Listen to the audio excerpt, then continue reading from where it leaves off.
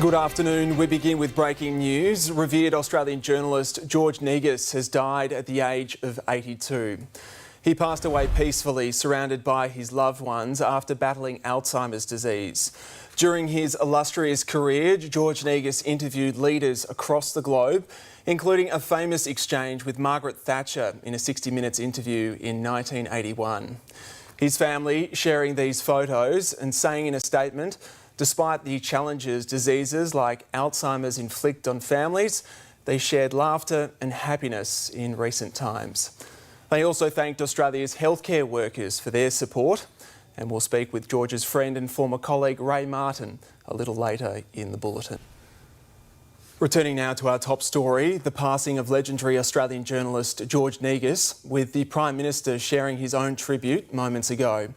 He says George Negus was a giant of Australian journalism. His courage, curiosity and integrity gave millions of Australians a sense of the big issues on 60 Minutes and a window to the world through Foreign Correspondent.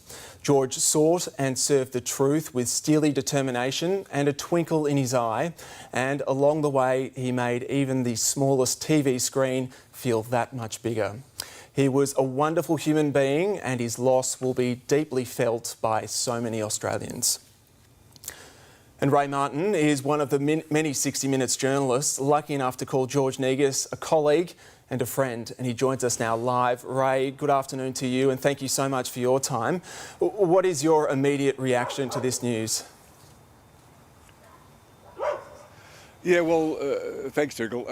George was a larger-than-life character. He was. It's hard to believe that he's died. He was so lively and so much alive. But again, I'm sure George would want us to celebrate and smile rather than be sad about it. He was such a wonderful character. I think that I suggested that television was made for George Negus. As good a journalist as he was in newspapers and radio, he was made for television. He was charismatic and he was opinionated and he was funny and he was smart. He had all the elements and I think almost a caricature of himself with his big moustache and the jacket over his shoulder in some war zone. He was what you saw on television, well, that was George. Yourself, George Negus, Ian Leslie, you're all part of that initial lineup of 60 Minutes back in 1979. How do you remember working with George at that time? I knew George from the ABC days when I was in the ABC as well, so I knew what to expect with Negus. He was, I think he was the most important element of 60 Minutes early days. 60 Minutes became one of the, probably the most top 5 programs were produced in Australia, I think, and George was very much the powerhouse of that in the first couple of years.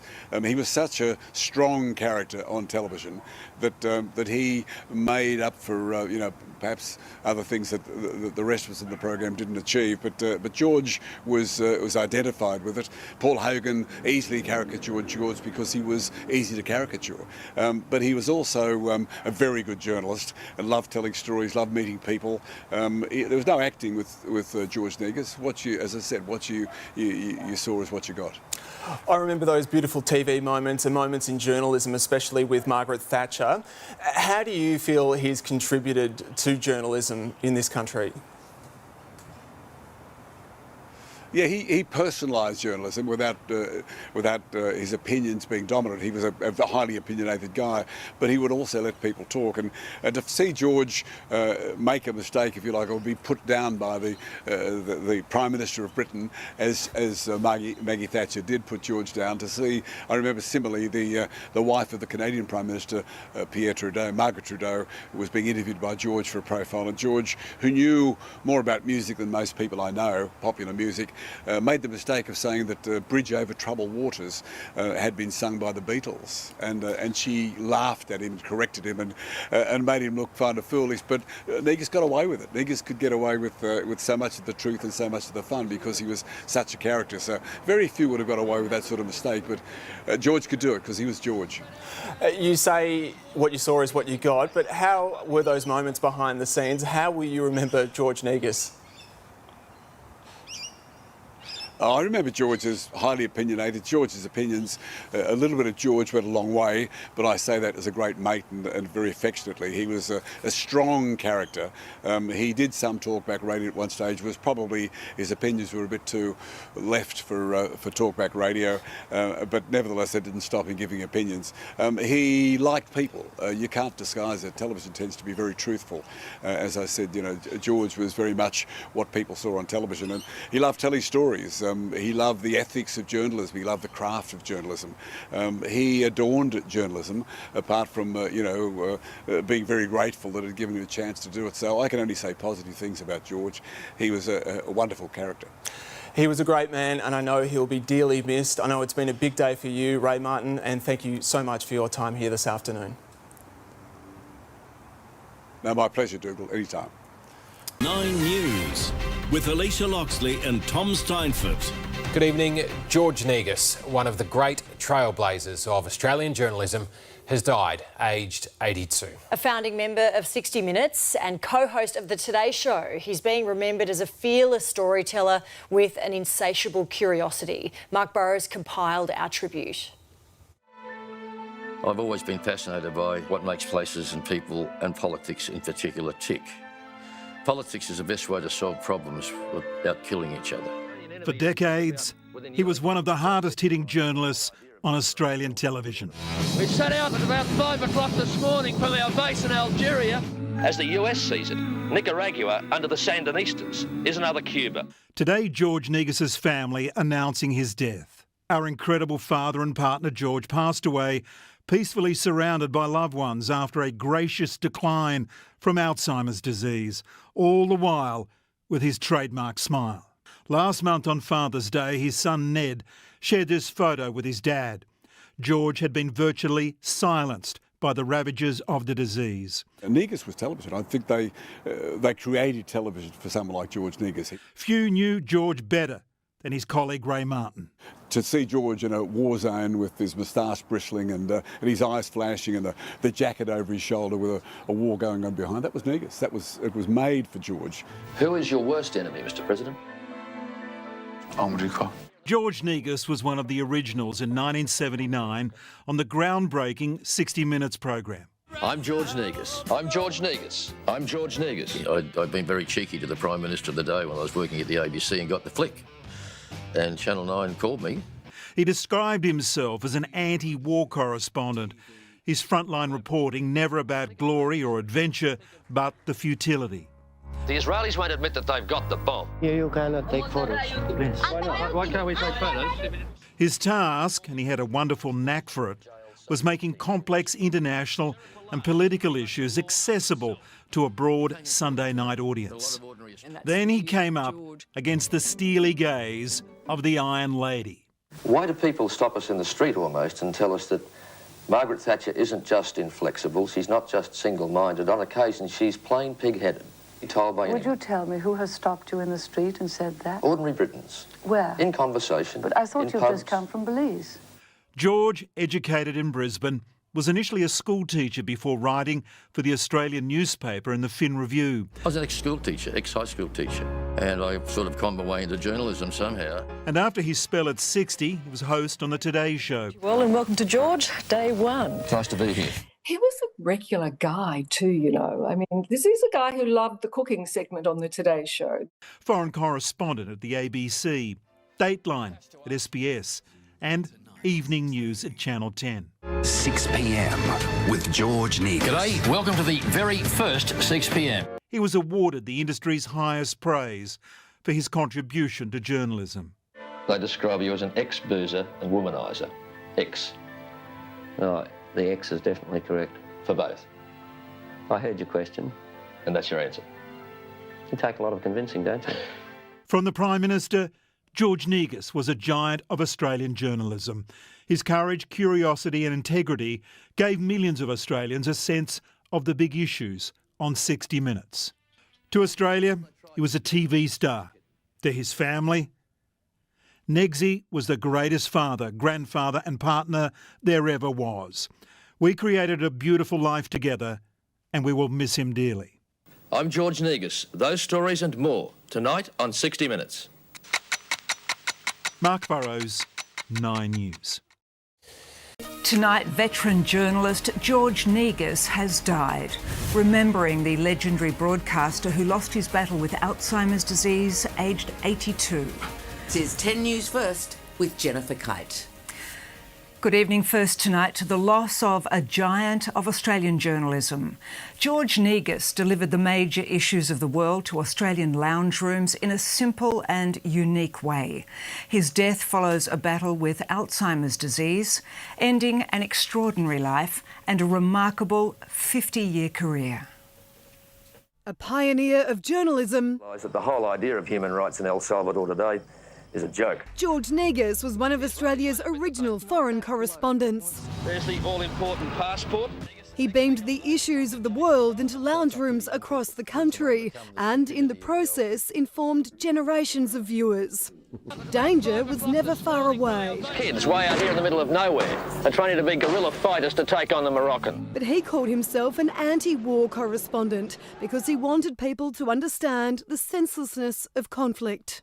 I didn't get a buzz out of that kind of journalism at all. I did it because you had to get close enough to be able to tell people why you shouldn't be there at all. His natural laid-back style combined with the direct interviewing technique cut through the noise to reveal the truth.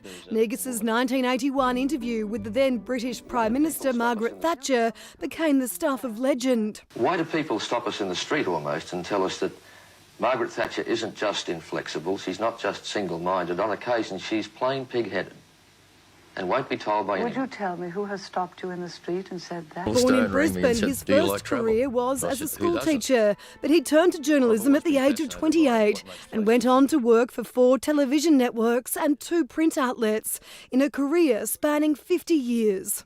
The disaster in Toowoomba unfolded when an intense band of rain hit about 1 p.m. local time. More recently, his incredible brain had started to fail him and he was admitted to a nursing home with Alzheimer's disease. Journalists are not generally loved, but George Negus was loved. He was loved by his family, he was loved by all his colleagues, and he was loved by the Australian people for decades. What I remember most is the commitment and his love of a story.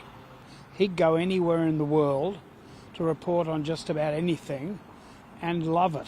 Negus is survived by his wife and 2 sons. They say he died peacefully in Sydney, surrounded by his loved ones. There's still plenty of work to be done. All the best. George Negus was 82 years old. Candice Wyatt for 10 News First.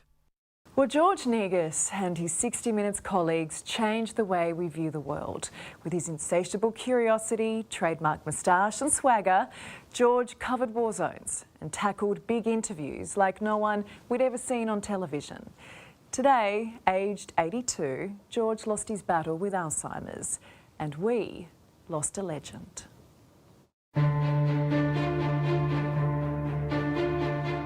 I'm George Negus. I'm George Negus. I'm George Negus. Yeah, all of us probably in the early days, we really thought we were changing the world for better. We failed, but we had a bloody lot of fun trying. We set out at about 5 o'clock this morning from our base in Algeria. Why not? Why can't we take photos? They describe you as an ex-boozer and womaniser. Ex. Oh, the X is definitely correct. For both. I heard your question. And that's your answer. You take a lot of convincing, don't you? Why do people stop us in the street almost and tell us that Margaret Thatcher isn't just inflexible, she's not just single-minded. On occasion, she's plain pig-headed and won't be told by anyone. Would you tell me who has stopped you in the street and said that? Ordinary Britons. I thought we weren't going to get out of number 10 Downing Street alive, to be honest. Who is your worst enemy, Mr. President? America. So what about the people who see you as a dictator? Is that a word that you will not tolerate? طبعا عشان أولا يعني هذا اللي يقولها واحد جاهل غبي. Hayes, and a very good morning to you all, and welcome to George, day 1. Nice to be here. To be honest, I've always regarded my time on the Today Show as my insomniac period. I mean, what kind of idiot wants to get up at 3 or 4 in the morning every day of his life, or 5 days a week? Anyway, that's mad. You're regarded as a great mimic. Yeah, you want me to do you? No, I'm just kidding. That would be asking too much. When people say to me, when I meet you, You're just like you are on television. I said, no, you got it wrong. On television, I'm just like I am. And if you think you know me, you do.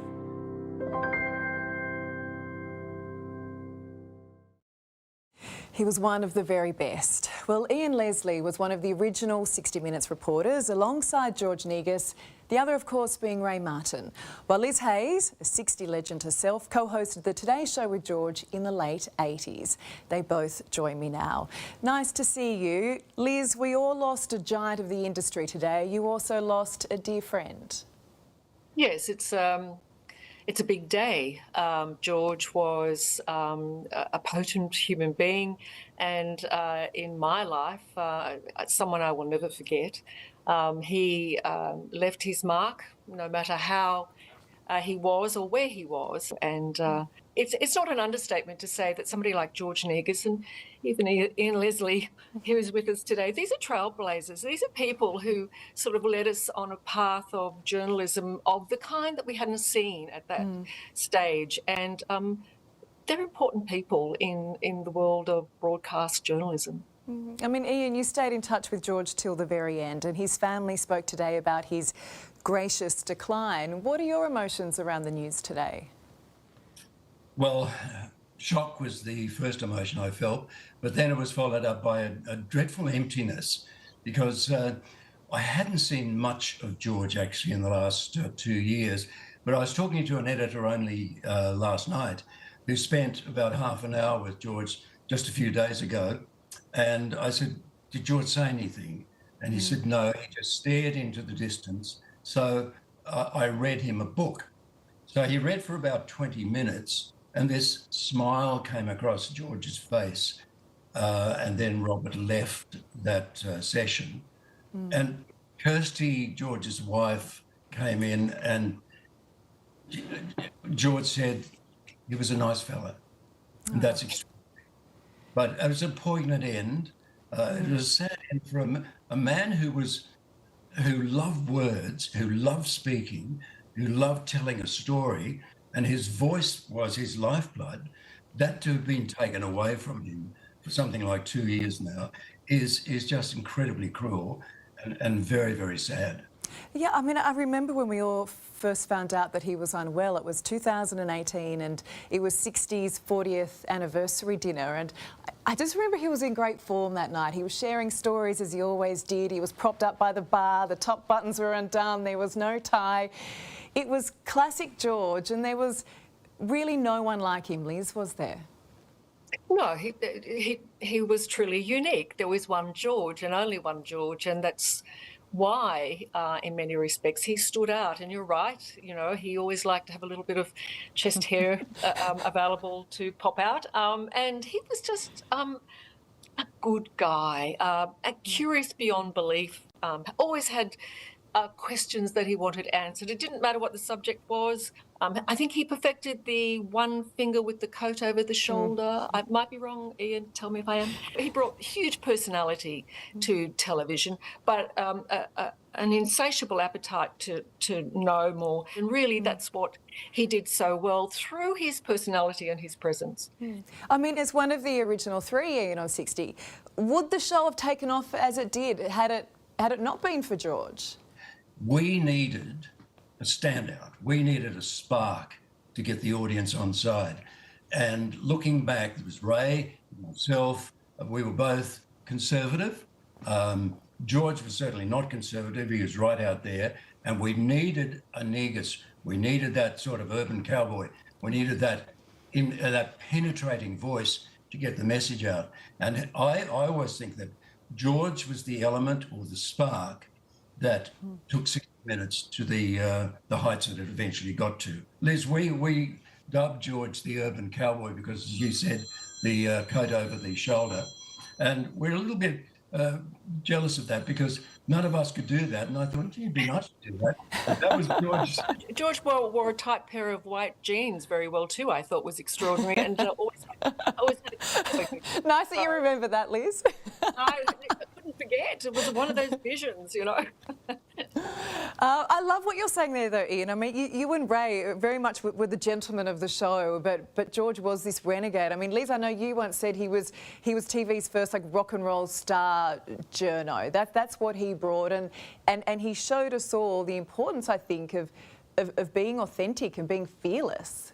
Well, he was certainly fearless, and he certainly was authentic, and he didn't make any apologies for that, and that's what I think really did cut through. This is the guy that understood a moment too, didn't he, in television, and he created moments, but he was authentic. What you saw was what he was, and he made no apologies for that.